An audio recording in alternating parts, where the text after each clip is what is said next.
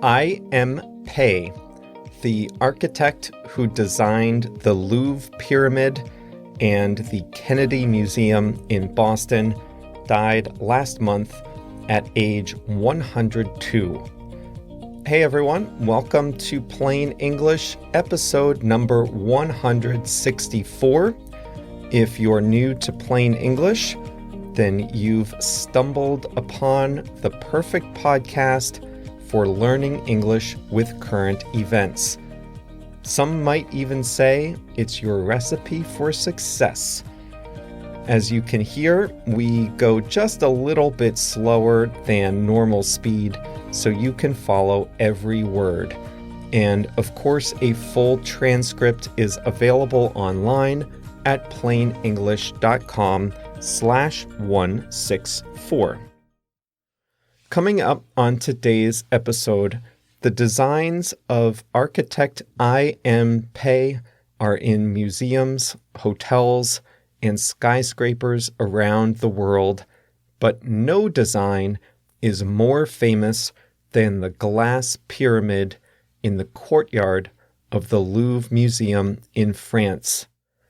As much as we associate the pyramid with that museum today, it was controversial when it first came out. Pei died last month, and in today's episode, we'll take a look at his work around the world and the effect that it has had. The expression we'll review today is to cause a stir. If you know what that means already, you might be able to predict how we'll use it. And it's Monday, so we'll close with a quote. Before we do so, I wanted to call your attention again to our new partner, IELTS Advantage. Chris and the team there have an excellent introductory IELTS course just for Plain English listeners for free, and you can find that at plainenglish.com/IELTS, IELTS.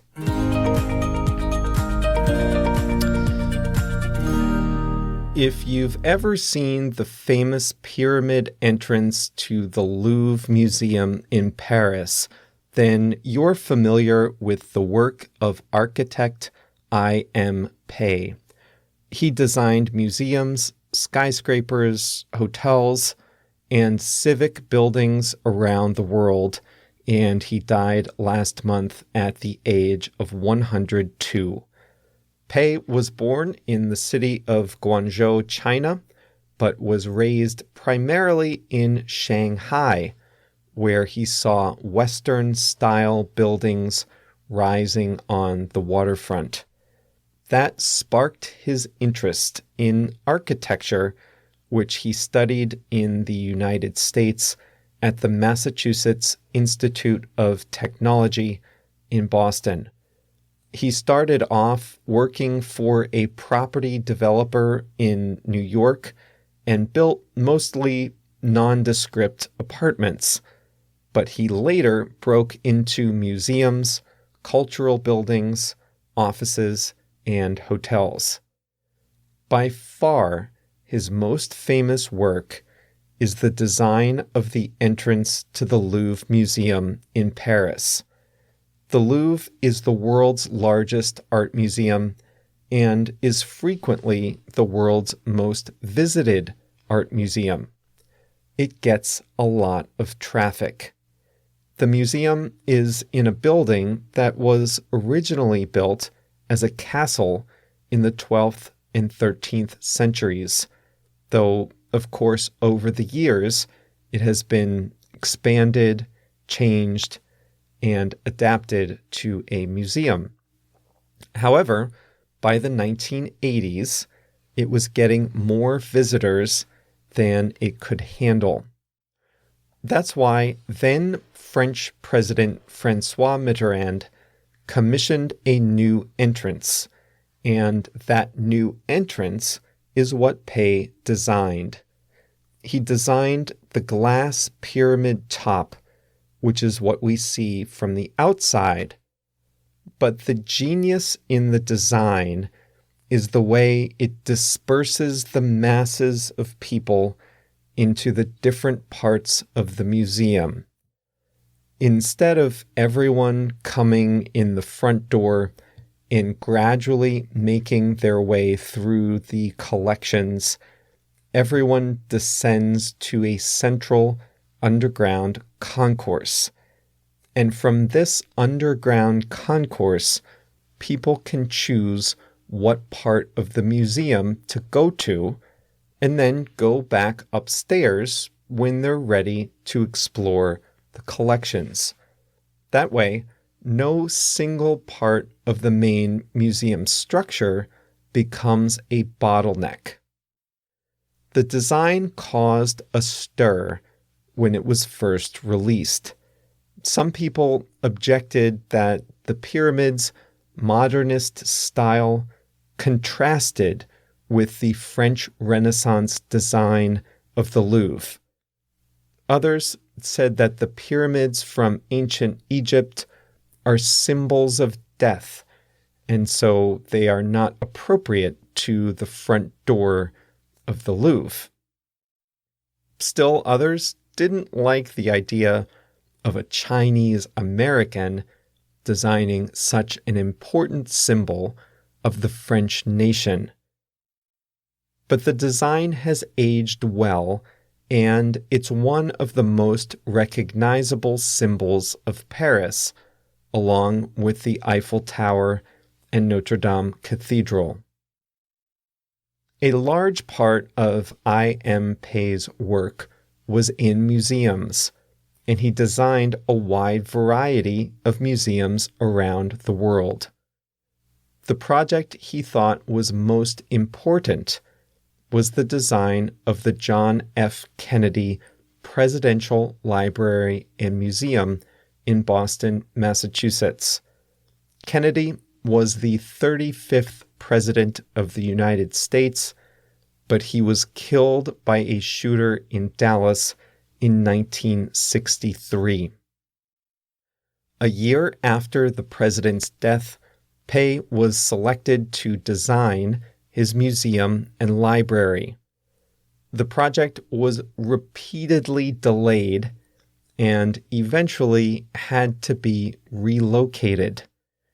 The new site, the one they chose for the museum, after all, it was once a garbage dump, and Pei recalled finding discarded refrigerators and appliances under the soil. But they cleaned it up, and the museum was completed in 1977. Other notable museums include an annex to the National Gallery of Art in Washington, D.C., the Rock and Roll Hall of Fame in Cleveland, Ohio, the Miho Museum near Kyoto, Japan, and the Museum of Islamic Art in Doha, Qatar. The last project was incredible, the Museum of Islamic Art. Pei designed that building in 2005 at the age of 88, and he said at the time that it would be his last major cultural building. The final design resembled stacked boxes, and it takes up a man-made island in Doha Harbor. In addition to his museums, Pei also designed buildings for public use.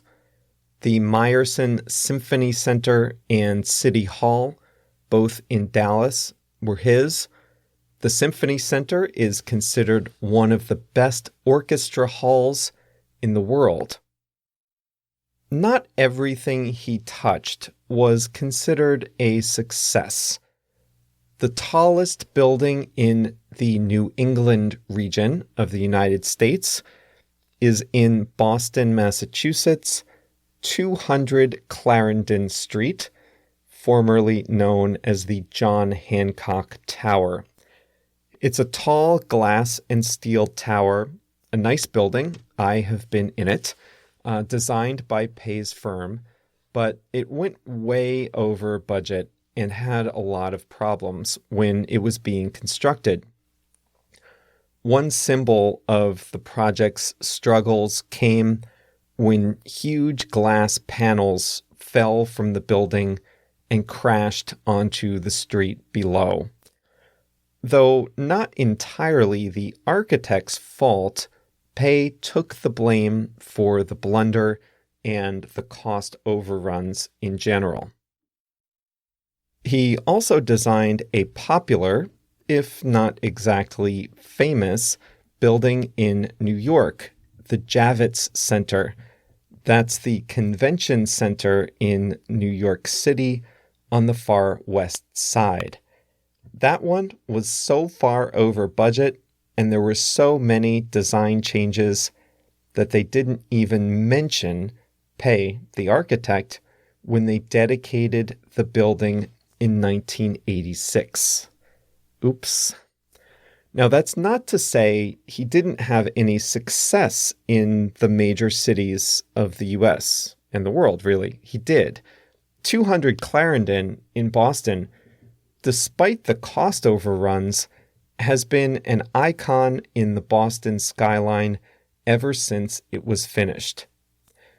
In his hometown, New York, he designed the Four Seasons Hotel, the second tallest hotel in New York. The hotel opened in 1993, but Pei himself redesigned the penthouse suite in 2004. That goes for $60,000 per night and was listed as the third most expensive hotel suite in the world. He also designed the Bank of China Tower in Hong Kong, one of the most recognizable towers in that city. It is characterized by sharp edges and some X-shaped designs. Like the Louvre, it caused a bit of a stir when it first opened. Architects of major buildings in Hong Kong almost always consult with feng shui masters in the design phase, but Pei skipped that. In fact, depending on the angle, the building can look like a huge meat cleaver, kind of the opposite of the feng shui ideal. He designed just 3 private residences in his life, one of which was his own vacation home in the suburbs of New York City. The design was a minimalist glass box with panoramic views.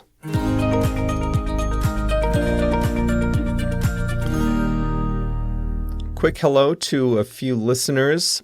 Lucas from Brazil is in high school and is listening to build his vocabulary. Lucas, you are off to an early and great start. Thanks for being with us. Luis left us a fantastic review on Facebook. It looks like Luis is from Brazil, but living in Australia.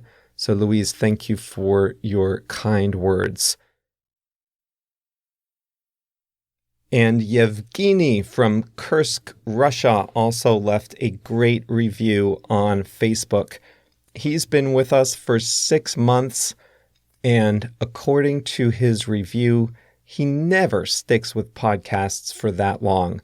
So we are honored to be at the top of your playlist, Yevgeny, and thanks to all of you who connect on social media.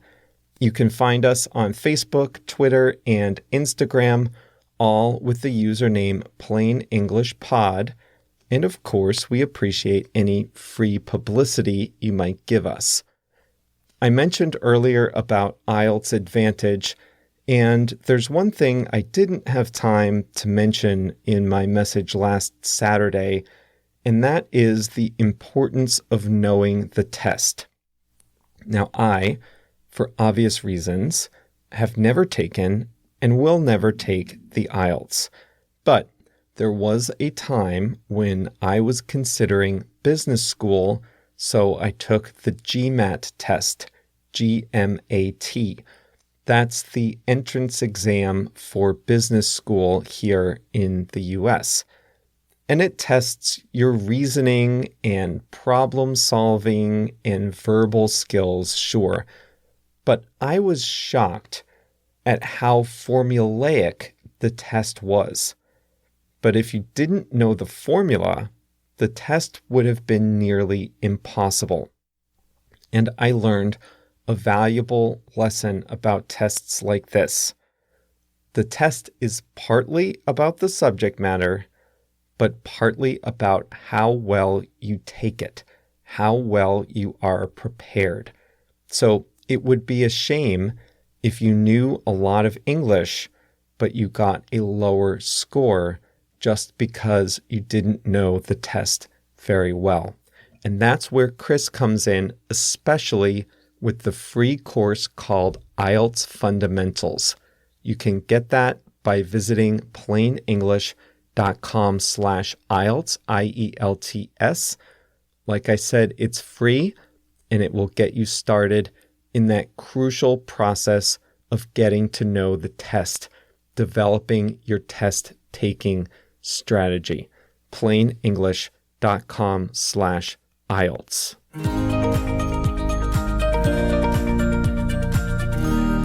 The expression we are going to review today is to cause a stir.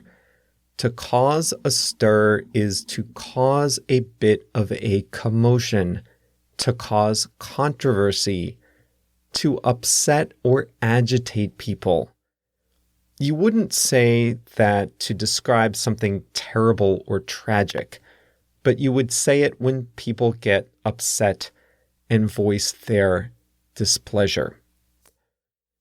The minimalist glass and steel entrance to the Renaissance-style Louvre Museum caused a stir when it was first revealed by the Chinese-American architect I.M. Pei.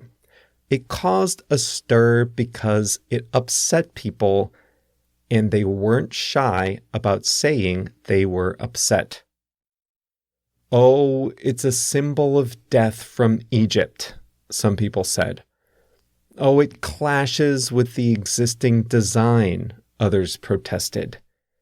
He's not even French, some people whispered. The design caused a stir. It's not a life and death issue, right? But it's important and people have feelings and opinions. And the design, well, it caused a stir. It's not hard to think of some examples, maybe some serious, some frivolous. I'll give you a few examples, and you can tell me if the issue is serious or frivolous, okay? Here's a hint. Frivolous is like the opposite of serious. All right, here we go. Meghan Markle, the dashing Duchess of Sussex, fresh off welcoming a new baby into the world, appeared at the Queen's birthday party with sleeves that were a different color than her dress. That caused quite a stir among royal watchers who noted that the contrasting white sleeves on her navy dress were too flashy for such a conservative event. It caused a stir. So is that serious or frivolous? Okay, next. Apple announced a series of new products, including a $6,000 Mac Pro desktop, a $5,000 6K monitor, and a $999 stand for the monitor. That's right, a monitor stand, the thing you'll use to prop up the monitor, costs almost $1,000. That's more than the cost of the whole computer I wrote this episode on. And that caused a stir online among people who think Apple gear is insanely expensive. Serious or frivolous? Okay, one more. There's a new restaurant in Melbourne, Australia. It's called Pink. The entire interior is, you guessed it, pink. The floors, the booths, the lamps, the window shades, all pink. The pizza crust on your pizza contains beetroot to lend it a pinkish hue. The restaurant aims to raise awareness of women's mental health. That's the pink. Well, this has caused quite a stir. A prominent food critic in Australia said, "I hate this restaurant already," before even visiting it. Another restaurateur said this place would turn into a circus. Here's what she said. Imagine an entire restaurant full to the brim of influencers, all photographing themselves. It got worse from there. The quote is funny if you want to look it up. Others said that coloring everything pink is sexist. How is creating a Barbie pink cliché interior going to empower women? One person asked. All right, so serious or frivolous? If you answered frivolous for all or most of them, then you're starting to understand what it means to cause a stir. It's just a minor controversy, nothing life and death. Well, today's episode, speaking of life and death, today's episode was about an architect who died. And one of my favorite American authors also died recently, also over the age of 100. Herman Wouk wrote about World War II and post-war life in America. So I thought it fitting to grab a quote from him for today. And the quote is about coming to the end of your life. The quote comes from the book Marjorie Morningstar, which I read a few years ago. Marjorie Morningstar is the book, and here is the quote. I think it's a bit like coming to the end of a book.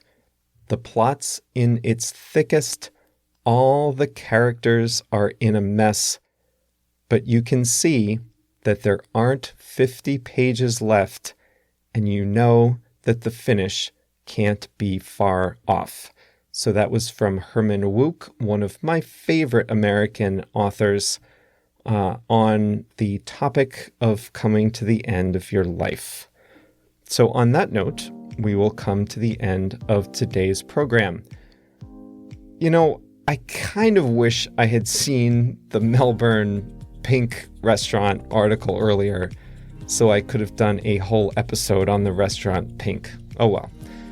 Hey, if you'd like to get our email updates and extra resources all for free, just sign up at plainenglish.com/mail. And like always, we'll be back with a new episode on Thursday. Thanks again for being with us and for being the best audience in the world.